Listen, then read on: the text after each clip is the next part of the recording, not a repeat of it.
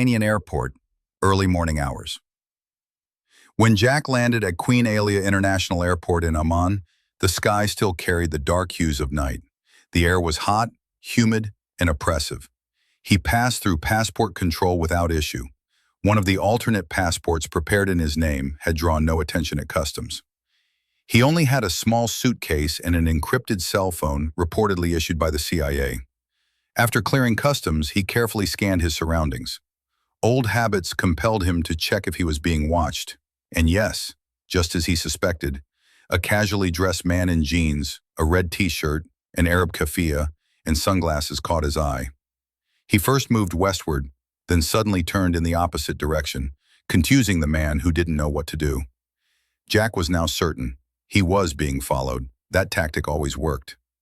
Outside the terminal, he walked slowly, blending into the crowd. As he approached the taxi line, he glanced into mirrored windows and the reflective surfaces of cars. The man in the keffiyeh was about 20 meters behind.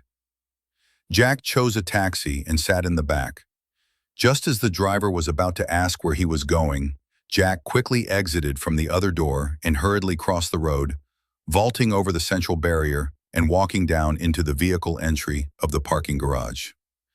The parking area was in the lower levels of the airport, and as he descended, the air grew heavier and harder to breathe. But for Jack, it was the perfect trap for the man following him. The garage grew silent. Reaching a blind dark corner, Jack became a ghost. He disappeared. The man had lost sight of him. All he saw was the direction Jack had taken. He had earbuds in and was speaking on the phone, though the content was unclear. Jack, however, had a good idea of what was being said. The man drew his gun and cautiously advanced into the darkness, clearly scared. Suddenly, Jack twisted his wrist the opposite way, forcing him to drop the weapon. At the same moment, a solid blow to the head knocked the man unconscious. As Jack searched the man's body, he muttered, "You're going to need a lot more than that to catch me." He checked the phone. It was encrypted. He didn't have time to crack it. Quickly, he opened his suitcase, pulled out a tiny listening device, and tucked it into the man's wallet unnoticed. Then he slipped away silently. Jack found the prearranged shuttle 3 kilometers from the terminal and boarded. He wasn't headed to the city center. His destination was the Wadi Sir district in eastern Amman. An old contact should be waiting there. As the bus moved, memories flooded back. The region was familiar. The air, the yellow earth, the sand. It was as if he was reliving old days. He never expected to return, but fate had brought him back. Tariq was a reliable, local contact Jack had met during a previous operation in the Middle East. Once a British intelligence asset, he had since cut all ties and was now living a quiet life with his family, or so Jack hoped.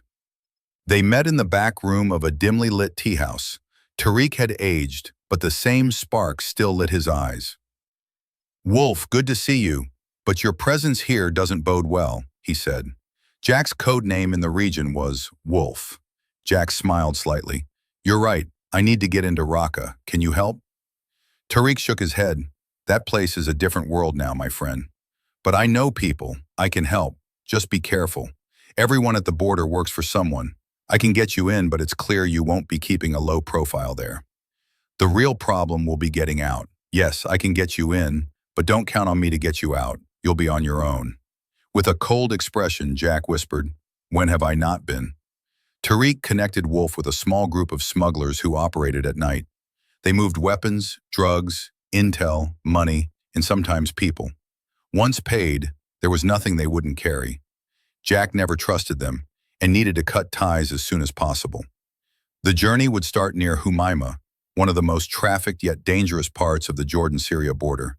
Jack wore a barely visible earpiece in one ear, listening to audio intercepted from the man at the airport. As night deepened, an old Toyota Land Cruiser rumbled through the desert road. Besides Jack, there were 2 others, a driver, a guide, and a young man with a silenced rifle. "Tonight is a silent night," the driver said. "No talking. If needed, we speak for you." Then, turning to the other man, he added, "Nor drop the pin, we're heading there." Jack nodded. He had nothing to say anyway. The vehicle was abandoned at a certain point. The remaining distance was covered on foot, crawling under barbed wire, pushing through bushes. They didn't know a border patrol was nearby. After crossing the wire and walking a bit more, a flashlight beam suddenly blinded them. They had been caught. Jack sensed the situation spiraling, but he had seen worse. The men claimed to be Syrian police, armed with AK-47s, yelling at Jack and the smugglers to freeze and raise their hands. The two smugglers slowly placed their weapons on the ground. Jack, closest to one officer, suddenly lunged, twisting the man's wrist and landing a brutal elbow to the chest. In the chaos, the startled officer fired his weapon, accidentally hitting his partner. Jack disarmed him instantly. In seconds, it was over. 4 bodies lay on the ground. Jack grabbed the smuggler's phone and vanished into the night. Tariq had mentioned a woman named Noor would meet him. She wore plain clothes, jeans, a long-sleeve shirt, and a keffiyeh. Her eyes were deep, her voice calm. "They said you were coming," she said, "but no one believed the wolf was real. We thought he was just a legend." "Sometimes I don't believe I exist either," Jack replied. Noor shared intel on the El Zaman movement in Raqqa. Abu Hassan had disappeared in recent weeks, and a new figure, El Hafi, had taken over. Hours later, Jack's earpiece crackled with a voice. "We lost him. He's as good as they say. We don't know where he is, but he can't be far." But no one knew he was already in Raqqa. Noor gave him a list of names and locations.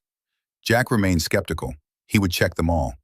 He began with the ruins of an old factory, once used by El Zaman to store weapons. It was quiet now, but Jack felt something. Upstairs, he spotted a wooden crate marked "In USA," an American-made container. He found stairs to the basement. Below, overturned chairs, a rusted weapon body, and a map marked with smuggling routes and border crossings awaited him. One thing stood out, a school building labeled K1. Jack folded the map and left quietly. There was no turning back now. Only the mission remained. What was K1?